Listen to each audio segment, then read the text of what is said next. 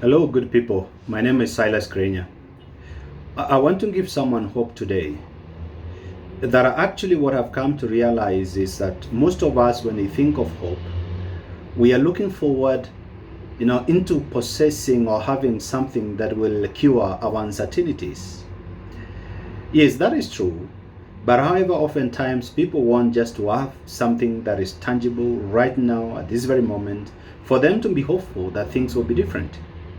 But this perception is very difficult to actually sustain because most of the things that happen in life, you realize that you're not so certain about them, but gradually you're able to see them being achieved and actualized in your life. For example, there are little children growing up, you'll ask them, what do you want to become? And they will say, I want to become a pilot, a surgeon, I want to become a soldier, or something like that, or a priest, or a sister. All these are suggestions that children give as, the kind of life that they want to live. But actually remember, this is not achieved at that very moment. It's only based on hope. Because in between, from, let's say, you're in kindergarten, or you're in P1 or P2, whichever class that you're in between that class to a point that you graduate and become a surgeon or become a pilot or become a priest, there are so many years in between there. And not only years, there are so many factors involved in the process. Many things can happen. You can lose your parents and there is no school fees. You can go to school and probably the school is burnt and burnt down, and you never know what can happen. You can be suspected. In between, there are many accidents that can happen. In between, there are so many adversity that can possibly happen to impede you from actually getting to your goal. But however, one key thing that is so clear as children are growing up is that they have constant hope that for sure I will be able to achieve this which I have longed for all these years. And that for me is beautiful. So we can learn from children. They are not saying I will become a doctor because they can see it in them at that very moment. Not because they have qualified for it, but actually it is in their mind.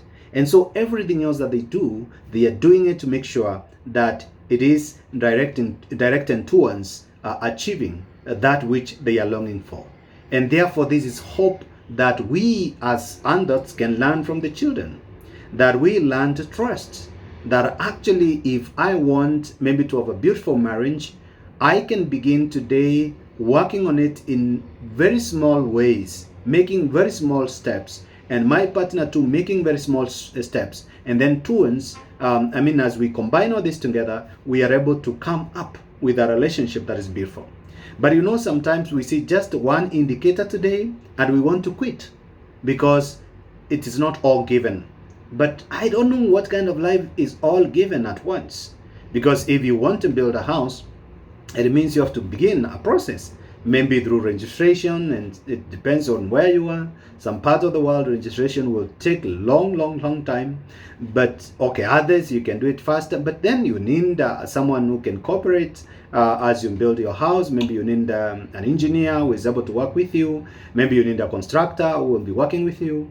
And you need materials that are actually strong enough. Then you're praying so that there's no earthquake in the process.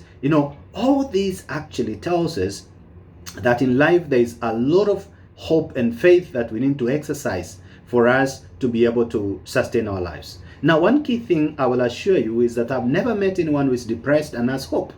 I've never met anyone who is experiencing mental illnesses like depression and is having a lot of faith. This is lost in the process, my dear friends, because oftentimes what we want to do is we want to have it all at once, but it's not possible.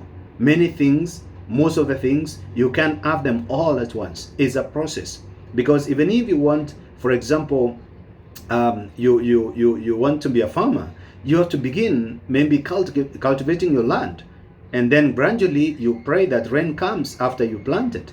And then the seedlings will start growing and they become whatever it is that you're looking for. So everything that happens in our lives, dear friends, requires us to exercise our patience, our prudence, our perseverance, our malleability, our resilience. That is how we're able to bounce back again and again when we encounter difficulties in our lives. And so we shouldn't be broken by every little impediment that we face in life, some of these impediments are actually supposed to help us grow and even become more patient, more prudent. Because how would you exercise patience if you're not being tried several times? How would you exercise fortitude if you're not going through suffering and through difficult moments in life? How will you exercise maybe non-judgment if you are not tempted to judge several times and you say no? So this is how we form habits, and these habits are very essential in our lives.